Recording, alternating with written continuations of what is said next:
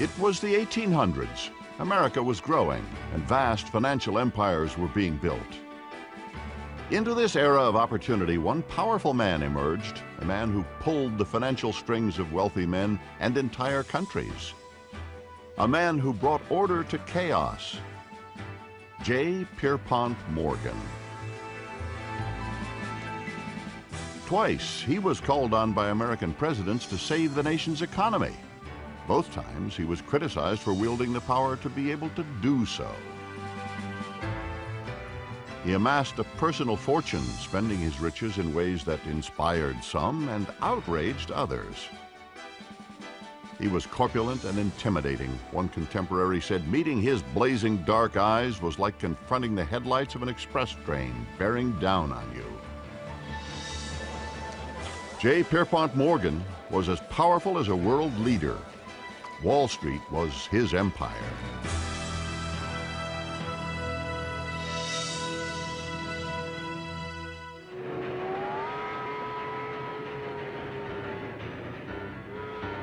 In 1837, the new steam engine was beginning to transform America, creating new and exciting opportunities. It was into this world of possibility that John Pierpont Morgan was born on April 17th in Hartford, Connecticut. The eldest son of Junius Spencer Morgan, a well-to-do businessman, and Juliet Pierpont Morgan, the daughter of a fiery preacher and poet. Young Pierpont was greatly influenced by both of his grandfathers. Every Sunday, he accompanied his grandfather Joseph Morgan to the local Episcopal church. Pierpont loved the services, especially when it came to singing the hymns. His other grandfather, the Reverend John Pierpont, was known for his radical sermons about politics and religion. He was eventually forced to leave his pulpit because of his ideas. From his Pierpont grandfather, Morgan got a streak of romanticism, a streak of morality, and even a certain crusading streak that would be very important in his life. This crusading streak of Pierpont's was evident while he was at school. He proved himself to be a natural leader among the other children. Pierpont's father noticed his son's abilities and over the years groomed him for a career in business. He raised his son Pierpont with a great deal of love, but also a great deal of discipline. Junius Spencer Morgan expected that his son would follow in his footsteps and succeed in the business world. But illness plagued Pierpont and often kept him out of school. From the time that he was a boy, he really had two personalities.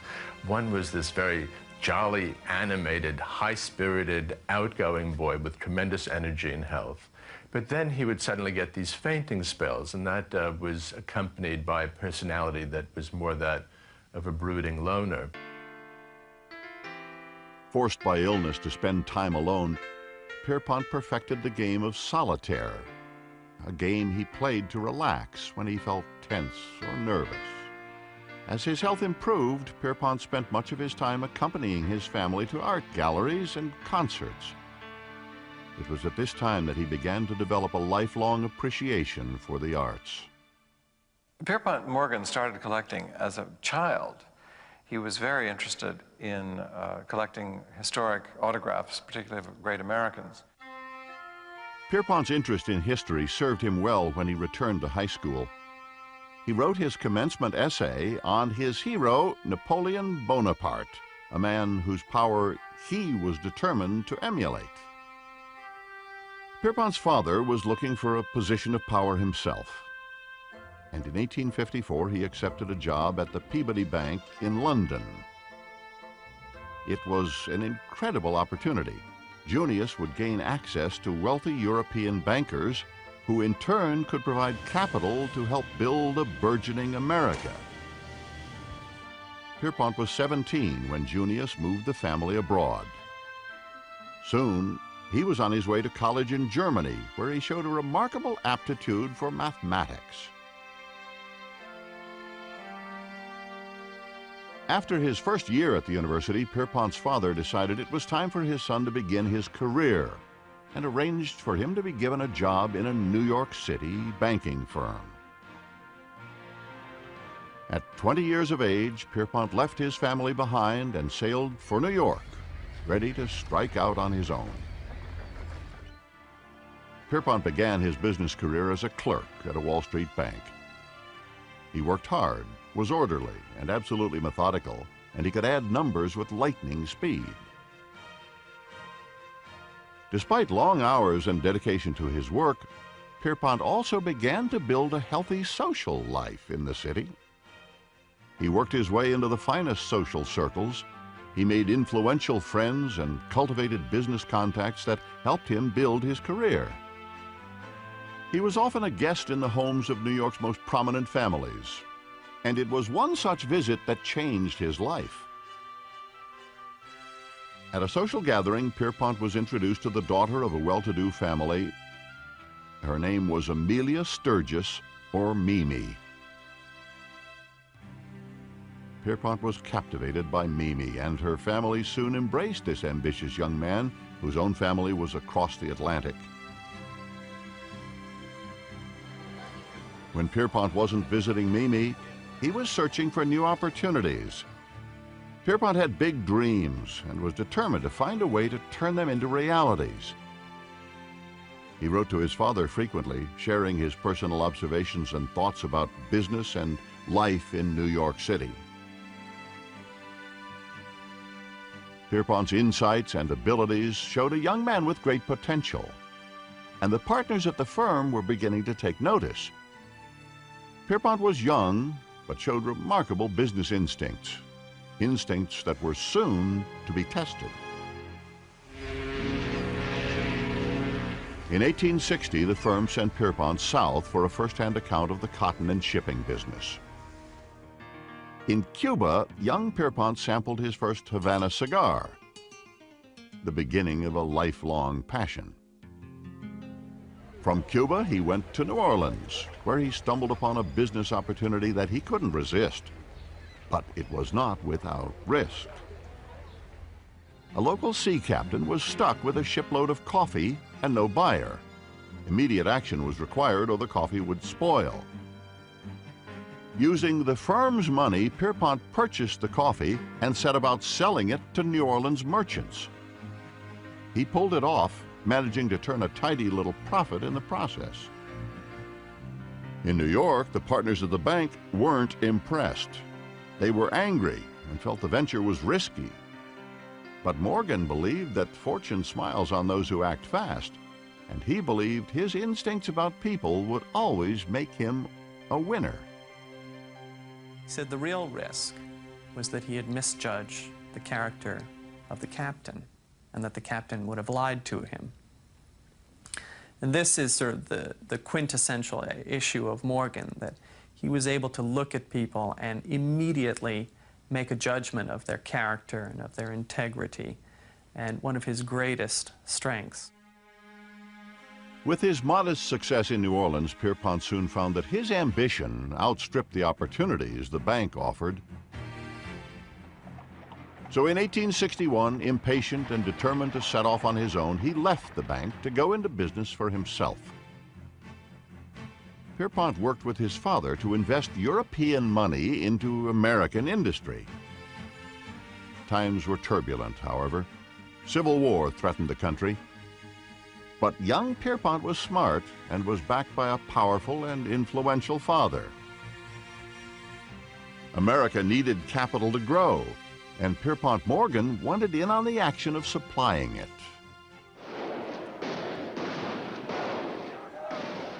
But embers of North-South anger were soon fanned into the flames of civil war, and young men were going off to fight, shedding their blood for the Union cause. Like other young men of means, Pierpont was able to avoid the draft. He paid a substitute $300 to take his place and called him the other J.P. Morgan. Not fighting in the war enabled Pierpont to concentrate on his work. And business was booming. Long hours at the office were made bearable by his blossoming love affair with Mimi. Pierpont was coming into his own. but his personal fortunes eventually took a turn for the worse. During the summer of 1861, 3 years after they had met, Mimi was diagnosed with tuberculosis, almost always fatal in the 19th century. Pierpont was devastated. Immediately, he took control of the situation. He proposed to Mimi, promising her that he'd help find a cure. He was deeply in love with Mimi. He married her in the family house in New York. In fact, he had to carry her downstairs for the ceremony. Pierpont immediately took Mimi to Algiers for their honeymoon. He thought the tropical climate might save her. When Mimi's condition worsened, he brought the best specialists to attend to her. But his efforts were in vain. 4 months after their marriage, on February 17, 1862, Mimi died in Pierpont's arms. Here's an extraordinary outpouring of somebody trying to control life in some way. It was a terrible loss for him, and he failed. But he knew what he was getting into, oddly enough. He was daring, and almost he was daring death in some sort of dramatic way, and attempting to control it. The ordered, controlled life that Pierpont had made for himself was turned upside down, imbued with a dark chaos. He made plans to return to New York. He didn't know how he would survive the ordeal.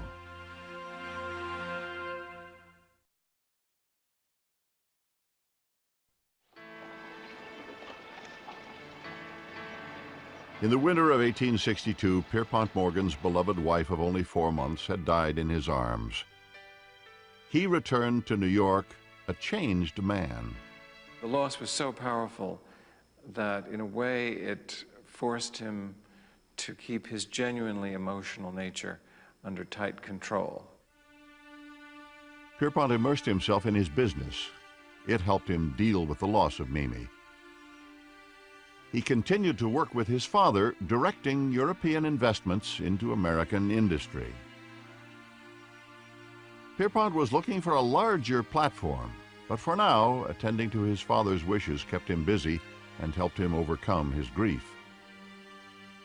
However, not all his time was taken up with his new business ventures. He found distraction and entertainment in his social activities around town. Pierpont also remembered the comfort that the Episcopal Church had offered when he attended Mass with his grandfather Morgan. He joined St. George's Church and immersed himself in its activities. As he continued to grieve for Mimi, the church provided a type of redemption that Pierpont didn't expect. It was there that he met the young, beautiful Fanny Tracy. The daughter of a prominent attorney, she was at first put off by Pierpont's gruff demeanor, but soon she warmed to his affections. After a year-long courtship, Pierpont and Fanny were married at St. George's Church on May 31st, 1865. In their first year together, Fanny gave birth to a daughter. They named her Louisa. Over the next several years, Fanny gave Pierpont a son and 2 more daughters. Pierpont bought a beautiful summer home for his growing family. It was a large Victorian house with a view of the Hudson River. But once again, Pierpont's health began to fail. He was plagued by frequent headaches and dizzy spells. He also suffered from a skin condition called acne rosacea. It had the terrible effect of inflating his nose, and it was really just an awful eyesore. And for that reason, all the pictures of Pierpont are actually retouched to reduce the size of his nose. Pierpont's doctors recommended rest and relaxation. He took their advice by choosing a new hobby that not only improved his health, but his business prospects as well. He bought a 165-foot yacht and named it the Corsair. On the Corsair, business and pleasure went hand in hand. Pierpont's prospects were bright. At 33 years of age, he had a beautiful family, a yacht, 2 homes, and was earning more than $75,000 a year. a huge amount in a time when $2,000 was a comfortable living. He even thought of retiring, but once again his father intervened. To change Pierpont's mind, Junius suggested a partnership with the powerful banker Anthony Drexel. Under Pierpont's leadership, the new company quickly became a powerhouse in international finance. Pierpont's power grew rapidly, and with it, his reputation as a man who could influence events. With all thoughts of retirement completely out of his head, Pierpont was determined to make his mark. In 1879, he got his chance. He was approached by William H. Vanderbilt, heir to the Vanderbilt fortune. Vanderbilt wanted to sell 250,000 shares of stock in the New York Central Railway. The deal was tricky. Such a vast sum was involved that chaos in the market was almost guaranteed. Well, Pierpont accepted the challenge and, with a combination of stealth, cunning, and brilliance, pulled off the near impossible feat. He successfully sold all of Vanderbilt's shares without shaking the market. For Pierpont, the Vanderbilt deal was a turning point. In return for his services, he had demanded a seat on the New York Central's board of directors. It was a brilliant power play and gave Pierpont financial control over the railway. It was a tactic to gain control that Pierpont would use often. It was said that he would serve on the board of all of the companies that he was interested in, but that the chairman of the board was always wherever J.P. Morgan sat.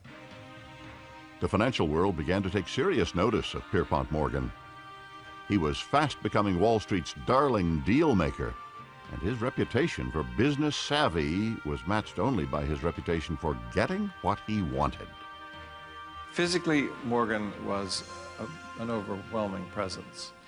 He had piercing black eyes that could seem to look through people and read their minds. He had his enormous, disfigured, discolored nose that intimidated people, and he knew it. Morgan was called upon to use his power and influence to clean up another financial mess.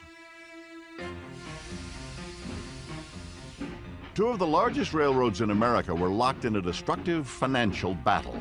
They had built lines next to each other in their attempts to compete. But competition had created chaos. Money was wasted on unproductive and unprofitable new tracks.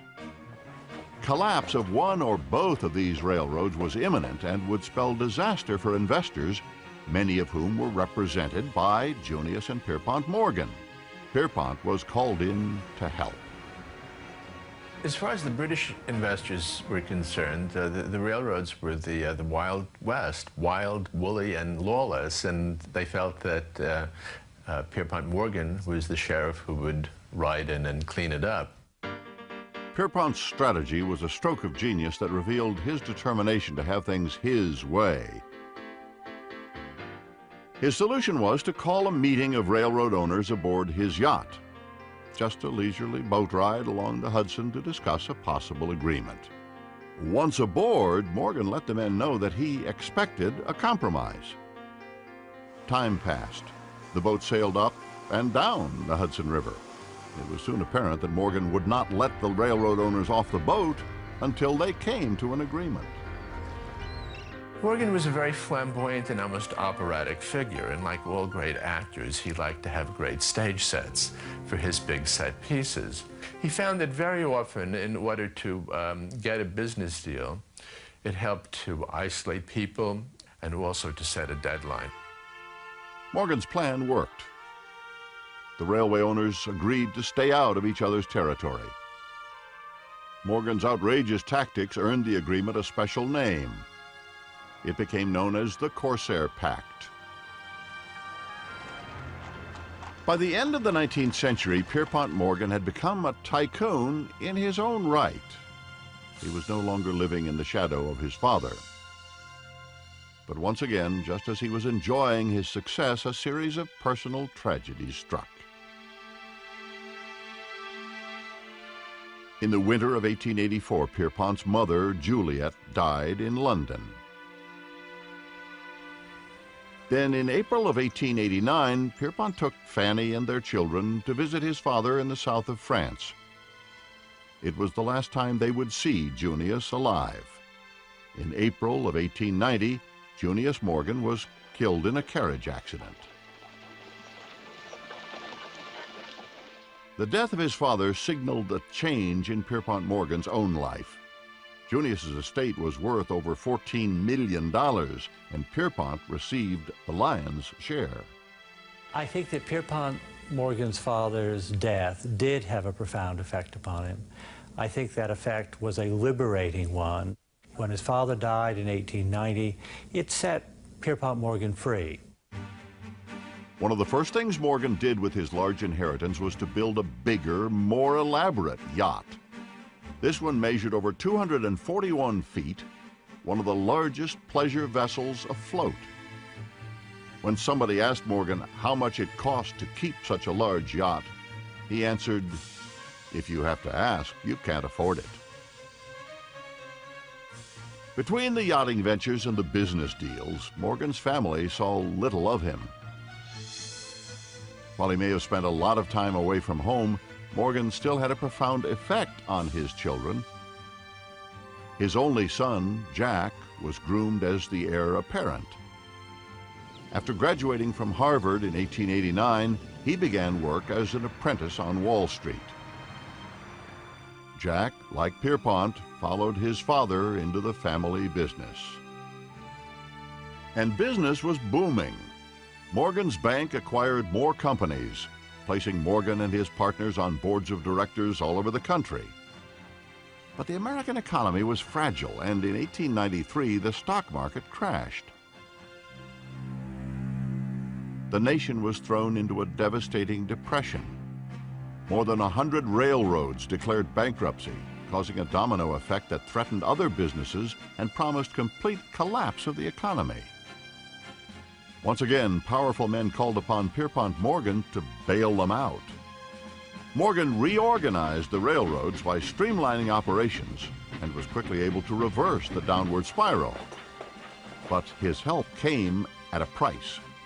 Morgan gained financial control over many of the companies he had consolidated. His far-reaching control coined a new term, remorganization. Morgan was becoming one of the most powerful men in the world, and powerful enemies were beginning to emerge.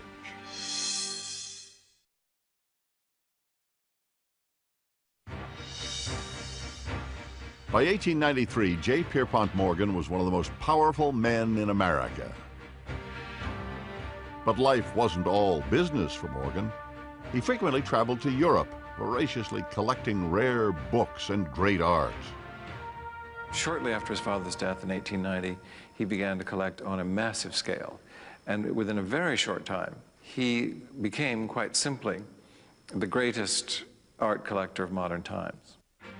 He had only one steadfast rule. If he wanted it, he bought it. He was intent on owning the world's greatest art. His efforts invited comparisons to Napoleon, a parallel to Morgan's childhood idol that would have thrilled him.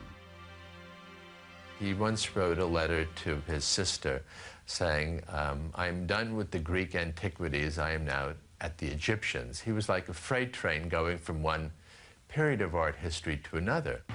He was like a freight train in business as well. He was now 58 years old, and his personal share in his company was worth more than $4 million. But Morgan was still looking to expand his influence. The opportunity almost brought disaster. As a result of the Depression of 1893, the federal government's gold reserves had dropped to an alarmingly low level. Without gold, the government's guarantee to pay its debts was meaningless. Foreign banks, heavily invested with American assets, became alarmed and began withdrawing even more gold. By 1894, the situation was so grim that it looked as though the United States government would go broke. Morgan moved fast. He devised a plan in which American and European bankers would invest gold directly in the government, saving it from collapse. The offer of relief was quickly taken to the President of the United States, Grover Cleveland. Morgan played solitaire in his library as he awaited the President's response. When the answer finally came, it was a disappointment. The President had rejected Morgan's plan. Instead, he backed a plan to raise the money by selling bonds directly to the public. Even if President Cleveland had agreed with Morgan, his hands were tied. Only Congress could borrow money for the United States, and many congressmen were determined to keep Wall Street power brokers like Morgan from controlling the Treasury's coffers. But Morgan knew that the government didn't have time to sell bonds to the public. He was certain that his plan was the nation's only hope. Determined to get his way, Morgan sped to Washington, but was told that the President would not see him. Morgan's reply was swift and gruff. "I have come down to Washington to see the President, and I'm going to stay here until I see him." I think Pierpont Morgan certainly felt that he was the equal of the President of the United States. The next morning, word came from the White House that Morgan would be received. During the meeting with the President and other cabinet members, the United States Treasurer was given an urgent message. Turning to the group, he announced that only $9 million in gold was left in the Treasury. Morgan seized that opportunity. He pointed out that he knew of a $10 million draft about to be presented against the Treasury. "If that $10 million draft is presented, you can't meet it," declared Morgan. "It will be all over by 3 o'clock. President Cleveland thought it over. "What suggestions do you have to make, Mr. Morgan?" Morgan had a plan. He had discovered an outdated statute from the Civil War. It allowed the Treasury to buy gold. No longer used, but still in effect, it was the loophole needed to circumvent Congress and allow the Treasury to implement Morgan's plan. President Cleveland agreed. Within days, the flow of gold began to run back into the Treasury, completely halting the financial crisis. Many hailed Morgan as a hero, praising his patriotism and selflessness. Others accused him of manipulating the government and collecting a profit. People began to decide that Pierpont had too much power to be able to save the government of the United States. It's an extraordinary thing.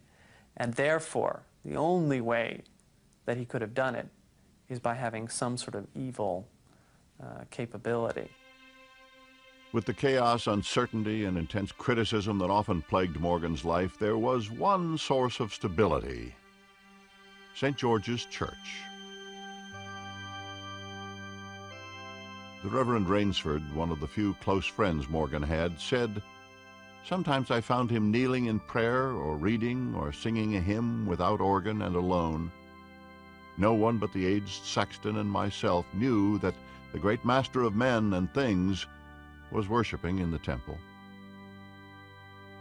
But this great master of men and things had another side. Morgan was known for enormous appetites. He consumed enormous quantities of port, sherry, and wine with dinner. He had breakfasts so large they could have killed a horse. His appetites extended to other areas as well. He was often seen in the company of women other than his wife, and was known to throw extravagant parties on the Corsair. It was said that he lavished his women with gifts of diamonds, furs, and money. His name was connected romantically with theater stars Maxine Elliott and Lillian Russell. He was a very strong believer in the double standard, even as he became involved with other women. Pierpont once made a very telling comment that there are always two reasons why a man does something: a good reason and the real reason. And he was always very respectful of Fanny. He was very discreet about the various escapades that he went through. Morgan's passionate nature extended to his business enterprises. In 1901, he undertook the largest business transaction in modern history: the purchase of Carnegie Steel. Carnegie Steel was the crown jewel in the Morgan Empire. When asked to name his price, Andrew Carnegie jotted down a figure on the back of an envelope. Morgan looked at the price, $493 million, and immediately said, "I accept." With Carnegie Steel under his belt, Morgan formed the United States Steel Corporation in March of 1901. Its stock was valued at $1,400,000,000. Morgan had created the world's first billion-dollar corporation. But his enormous power now brought public scrutiny. After his creation of U.S. Steel, he controlled somewhere between 60 and 70% of the American steel industry. He controlled a third of American railways at a time when railway stocks comprised 60% of all the stocks on the New York Stock Exchange. So the American public could be forgiven for imagining that Mr. J. Pierpont Morgan owned the United States. Morgan had reached the pinnacle of his power, and it looked as though nothing could stop him. Right after the creation of U.S. Steel, Morgan formed another massive company, merging two of the nation's largest railroads. It was called Northern Securities. To Morgan, the company would provide stability among the railroads, positively influencing the American economy. To others, it was a monopoly that gave J. Pierpont Morgan a carte blanche to amass more wealth and power. With his unprecedented success on Wall Street, Morgan thought that his power and control could easily be extended to Washington politics. His influence helped William McKinley, a friend to big business, become President of the United States. But on September 6, 1901, McKinley was cut down by an assassin's bullet and died 8 days later. With McKinley gone from the White House and public opinion turning against big business, Morgan soon confronted a man whose power equaled his own.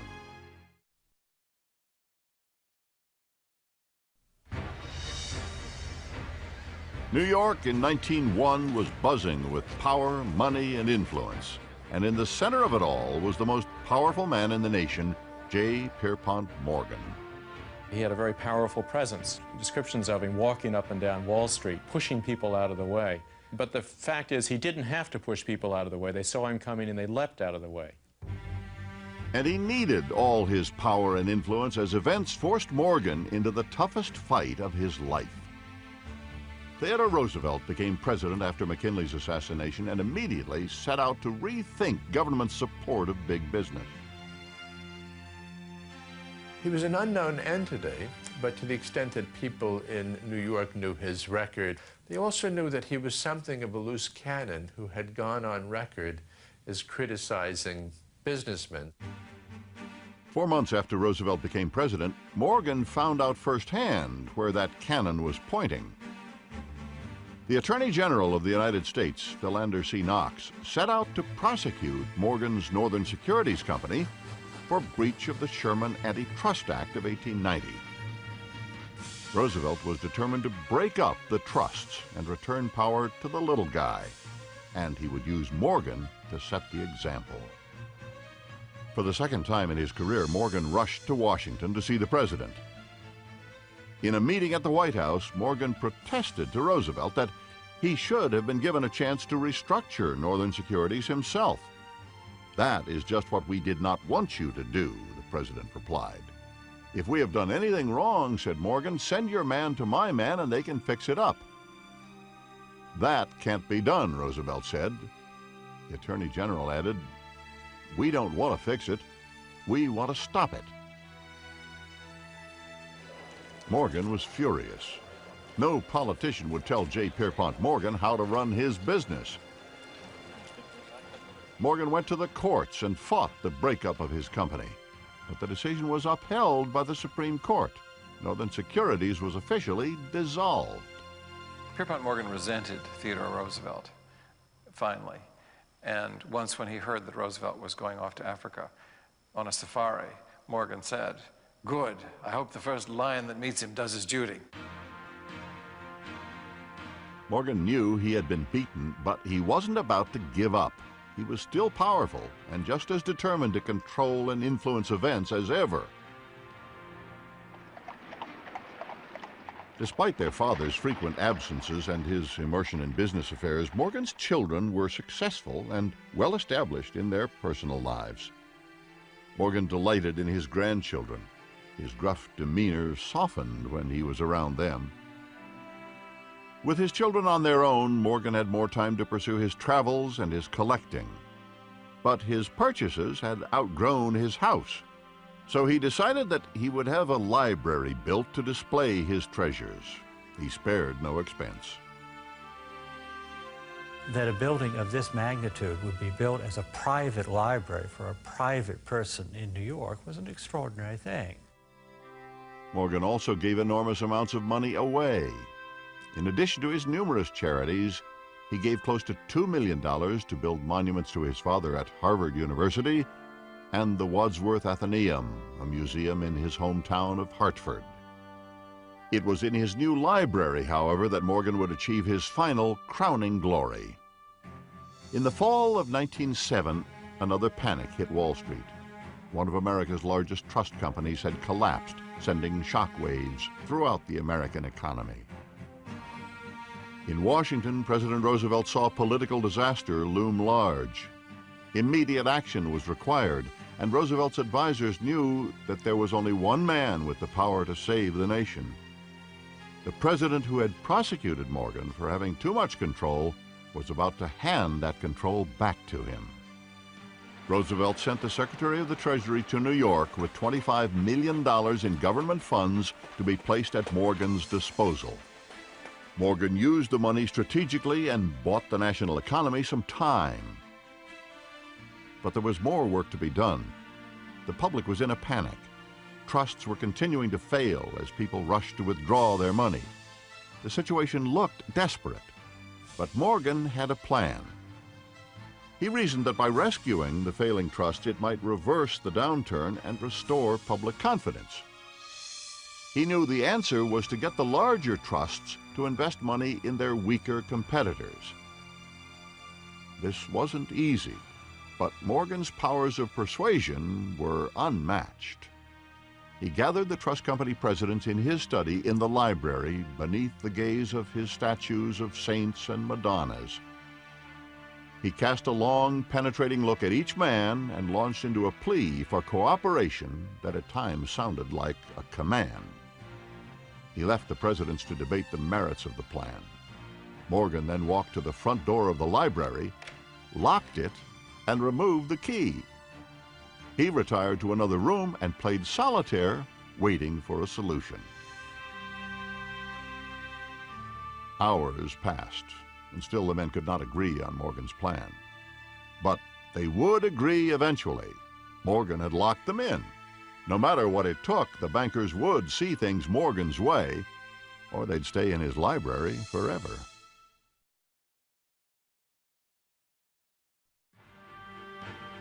With the entire economy in peril, the nation's most influential men were locked in Pierpont Morgan's library. All night, they tried in vain to work out a solution to the financial crisis. Throughout the night, the bankers went to Morgan with compromises or other suggestions. And he would be sitting at the desk and he would be flipping his cards. And one of his lieutenants would come in and say, Mr. Morgan, the bank presidents have proposed a $10 million loan. And he would be flipping his cards and he would look up and he would say, it's not enough. Flick his cards again. In the early hours of the morning, Morgan marched into the study. The men still had not come to a solution, but Morgan had. He pushed a contract drawn up by his partners and a pen into the hand of the leader of the trust company presidents. He pointed to the contract and said, here's the place and here's the pen. Completely exhausted and beaten down, the president signed and the others followed. The trusts had agreed to contribute to the $25 million pool. Within days, the economy rallied. Morgan's return to Wall Street during the Panic of 1907 signaled the last time that the United States would allow a banker to control the nation's resources the way Morgan had. Soon, the federal government set up formal agencies to do what Morgan had done single-handedly, protect the national economy. Prior to 1913, we did not have a Federal Reserve Board in this country. We had J. Pierpont Morgan. He was like a one-man central bank. Shortly after the crisis of 1907, Morgan went into semi-retirement. He was tired. Now in his 70s, he spent time traveling and collecting art. In the United States, the debate over Morgan's influence continued. Public opinion turned firmly against big business. In 1912, a Senate committee was set up to investigate what they termed the money trusts on Wall Street. Morgan was ordered to appear in Washington in December. Samuel Untermeyer, an affluent New York City trial lawyer, asked the questions for the committee. Morgan was grilled for hours, but in one line of questioning, he was able to redeem his actions in the eyes of a wary public. Untermeyer asked Morgan, "Is not commercial credit based primarily upon money or property?" Morgan answered, "No, sir. The first thing is character." "Before money or property?" Untermeyer countered. "Before money or anything else," Morgan replied. "Money cannot buy it because a man I do not trust could not get money from me on all the bonds in Christendom." Spectators applauded. Morgan had stated the banking philosophy on which he had built his empire.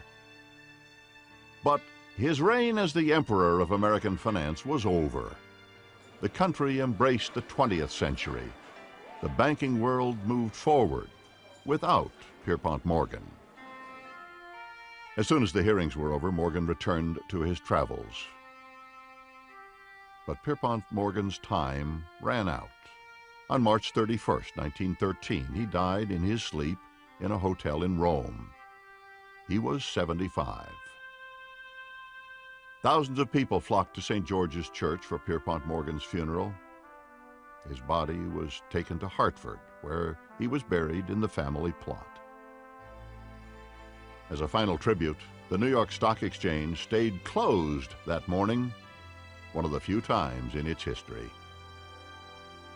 Upon his death, Morgan's personal fortune was estimated at over $68 million. His art collection alone was worth another $60 million. His wife Fanny lived well into her 80s, dying in the home she shared with her husband. Morgan's son Jack took control of J.P. Morgan and Company, which held control over banking and other institutions with assets of over $2 billion. The firm still exists today. Morgan left his greatest treasure, his art collection, to the American people. Many of his works were donated to the Metropolitan Museum of Art and the Wadsworth Atheneum. The Pierpont Morgan Library, opened to the public in 1924, stands as a beautiful monument to the awesome power that one man was able to amass in the course of a lifetime. In a way, Pierpont Morgan is our Napoleon. We're fascinated by him. We're fascinated by his sense of control over his environment. We're fascinated by his successes. We're even more fascinated by his failures and his escapes. After Morgan's death, his once bitter rival Theodore Roosevelt summed up Morgan's life. "Mr. Morgan was politically opposed to me, yet whenever I was brought into contact with him, I was struck not only by his very great power, but by his sincerity and truthfulness." J. Pierpont Morgan used his integrity and his influence to transform Wall Street at the turn of the century.